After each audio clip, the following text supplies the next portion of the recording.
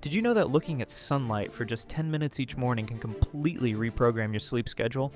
Scientists discovered that light hitting your eyes within the first hour of waking triggers a cortisol release that sets your biological clock for the entire day. But here's where it gets really interesting. Researchers found that getting light between 4 and 6 in the afternoon actually advances your sleep phase, making you fall asleep earlier. But evening light does the opposite, delaying your sleep and keeping you awake longer. This means you can literally control when you fall asleep just by timing your light exposure. Shift workers are now using this to reset their schedules in days instead of weeks. Jet lag sufferers are cutting recovery time in half.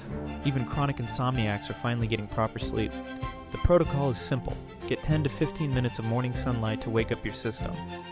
Catch some afternoon light for sustained energy, then block all blue light after sunset to trigger natural melatonin production.